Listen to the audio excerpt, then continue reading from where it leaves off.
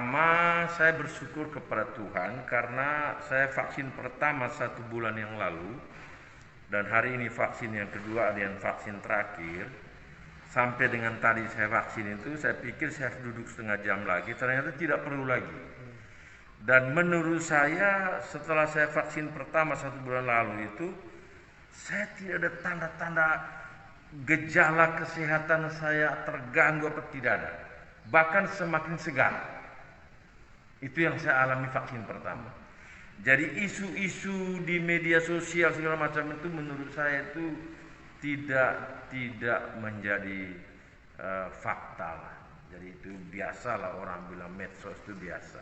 Tapi bagi saya alami, beberapa saya coba tanya teman-teman juga, mereka mengatakan aman, bahkan lebih segar. Vaksin kedua tadi saya rasa kayak tidak. Sekarang saya ada di depan bapak mama, bapak ibu, tidak ada tanda-tanda apa-apa. Jadi bagi saya ini bersyukur bahwa ini sebuah persyaratan kita di bumi ini, bahwa kita harus wajib vaksin. Itu intinya kan untuk menambah kekebalan. Itu dia intinya menurut saya. Nah, oleh karena itu tidak ada alasan masyarakat Indonesia untuk tidak divaksin. Ya. Isu apapun, kalau ada yang meninggal karena vaksin, saya kira itu kesalahan dia sendiri, di mana pada saat screening itu dia tidak terbuka menyampaikan apabila dia pernah mengalami penyakit-penyakit bawaan. Itu intinya. Kalau dia tidak jujur menyampaikan itu yang jelas bermasalah. Karena begini, para medis atau petugas kesehatan yang menangani COVID ini, khususnya yang menangani vaksin ini, tidak mungkin mereka vaksin sembarang orang, tidak mungkin. Mereka melalui dari meja ke meja itu screening, yaitu wawancara, tanya, jawab, harus jujur. Kalau mau ada gejala apa jangan. Yaitu misalnya saya tensi pertama 160, Bapak istirahat dulu 20 menit, ya, baru muncul turun di 140, kan begitu. Nah, ini yang mereka maksudkan. Tapi jangan nipu, kalau biasa jantungan, biasa janganlah. Ya, saya kira masyarakat petugas kesehatan tidak mungkin sembarang memberi vaksin kepada kita, masyarakat Indonesia ini. Jadi bagi saya luar biasa. Ya. Terkait dengan itu, apa yang disampaikan oleh Bapak Meki Lakalena sebagai Wakil Ketua Komisi 9 DPR RI bidang kesehatan, ya, saya merasa luar biasa. Bapak Meki Lakalena itu luar biasa. Apapun tindakan, yang namanya embargo itu adalah sebuah sanksi. Itu yang saya paham, ya. Nah, coba nanti cari di Google, coba definisi embargo itu apa. Yang saya paham, embargo itu sebuah sanksi, sebuah peringatan, atau sebuah ketidaksukaan dari pihak lain kepada pihak tertentu. Ya toh, embargo ekonomi, embargo ini, embargo. Nah, ini embargo tentang vaksin, katakanlah begitu, ya. Berarti ada negara lain yang mungkin Indonesia sudah mau dibilang sudah sangat maju, di mana dia bisa menciptakan vaksinnya sendiri yang namanya vaksin Nusantara atau apa itu. Nah, tentu negara lain ke mana mungkin cemburu dia. Sehingga seolah-olah dijadikan embargo terhadap negara Indonesia. Artinya ketidakpercayaan atau katakanlah tidak mau lagi berhubungan dengan Indonesia, khususnya terkait dengan vaksin kesehatan itu, khususnya vaksin kesehatan terkait dengan COVID. Dan itulah yang diminta oleh Pak Wakil Ketua Komisi 9 Pak Meki Lakalena, bahwa pemerintah harus berani menciptakan vaksin sendiri di dalam negeri. Kalau di negara Amerika, di negara Jepang, negara Cina bisa menemukan katakanlah obat-obat atau vaksin-vaksin, kok mereka bisa, kita tidak bisa? Sampaikan seperti yang sampaikan oleh Ibu Sri Mulyani Kementerian Keuangan itu, bahwa bedanya tidak ada antara kita dan mereka. Kita punya otak yang sama, bumi yang sama, kemudian sumber daya alam yang sama, tinggal kita kelola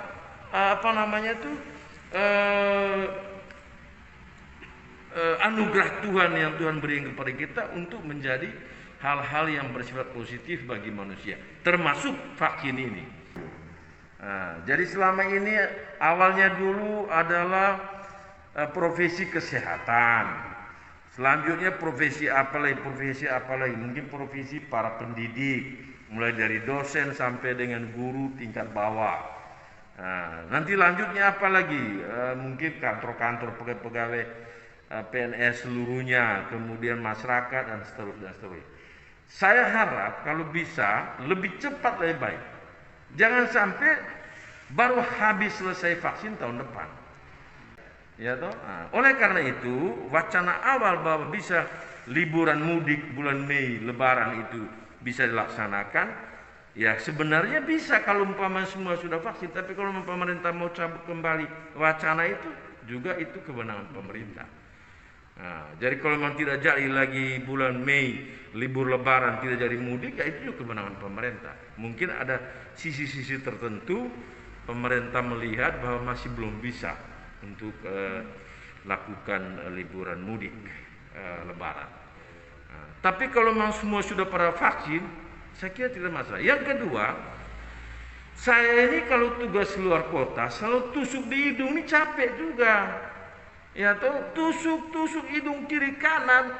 Kalau memang sudah vaksin 2 kali berturut-turut, apakah masih perlu tusuk hidung lagi?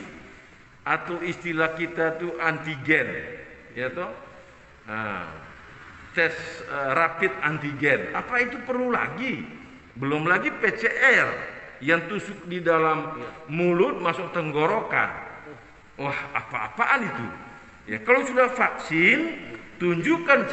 Jadi kalau macam kami yang sudah vaksin 2 kali ini, apakah nanti kami dikasih sertifikat atau bentuk apa, sehingga dalam aplikasi kami tunjuk saja di dunia perjalanan, di airport, di mana sudah cukup, tidak perlu lagi tusuk di hidung.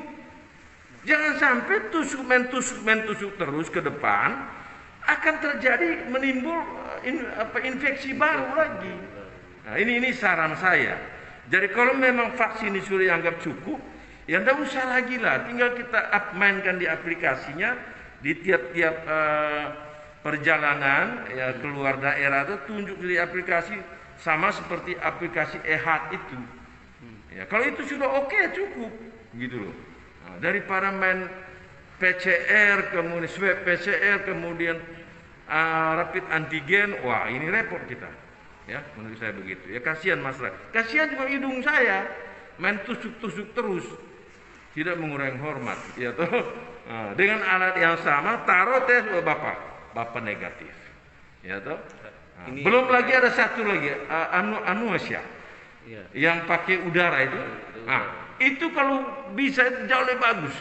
Tinggal kita tiup saja keluar, napas kita keluar, selesai, kasih masuk, selesai.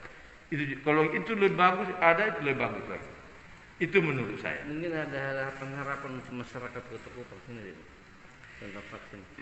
Baik, terima kasih. Jadi saya sebagai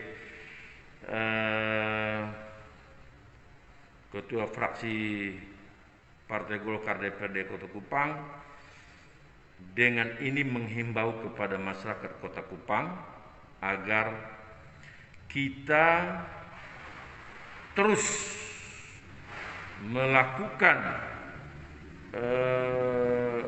pendekatan kepada pemerintah, atau sebaliknya pemerintah melakukan pendekatan kepada masyarakat supaya segera divaksin seluruhnya masyarakat Kota Kupang.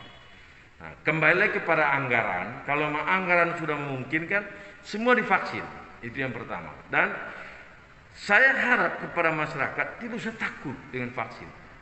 Ya, sama kayak zaman dulu waktu kita masih kecil divaksin dulu itu kolera apa itu. Sekarang juga sama. Ini kan zamannya berbeda.